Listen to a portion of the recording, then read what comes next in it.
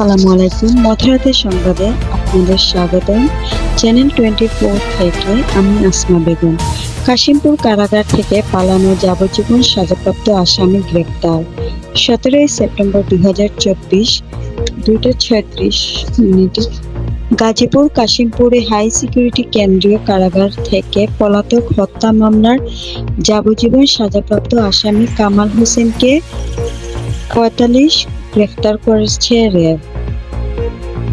সোমবার 16 সেপ্টেম্বর বিকেল 4:30টায় শ্রীপুরের ট্যাংরা বাজার থেকে তাকে গ্রেফতার করে।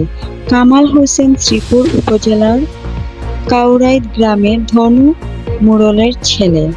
র্যাব 1 গাজীপুর পুরাবাড়ি ক্যাম্পের সহকারী পুলিশ সুপার মাহফুজুর রহমান রাত 10টায় বিষয়টি নিশ্চিত করেছেন।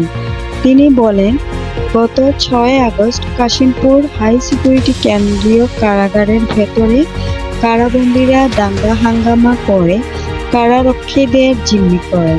এ সময় হত্যা মামলায় যাবজ্জীবন সাজাপ্রাপ্ত কয়েদি কামাল হোসেন বৈদ্যুতিক পিলার জেপি পাইপ ভেঙে মই বানিয়ে কারাগারের পশ্চিম পাশের সীমানা প্রাচীর টপকিয়ে পালিয়ে যায়।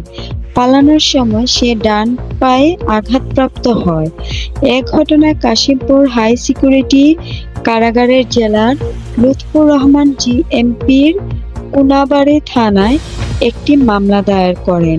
র্যাব 1 ওই মামলা আমলে নিয়ে ছায়া তদন্ত শুরু করে। বিশ্বস্ত র্যাব সূত্রে জানতে পারে, যাবজ্জীবন সাজাপ্রাপ্ত কয়েদি কামাল হোসেন গাজীপুরের শ্রীপুর উপজেলার তেলিহাটি ইউনিয়নের ট্যাংরা বাজার এলাকায় আত্মগোপনে আছে। পরে ট্যাংরা বাজারে অভিযান চালিয়ে তাকে গ্রেফতার করে। গ্রেফতার আসামিকে পরবর্তী আইনগত ব্যবস্থা গ্রহণের জন্য গাজীপুর মেট্রোপলিটন পুলিশ জিএমপির কোনাবাড়ি থানায় হস্তান্তর করা হয়েছে। ধন্যবাদ এতক্ষণ চ্যানেল 24 এর সাথে থাকার জন্য। আরো ভালো ভালো নিউজ পেতে এই নম্বরে যোগাযোগ করুন।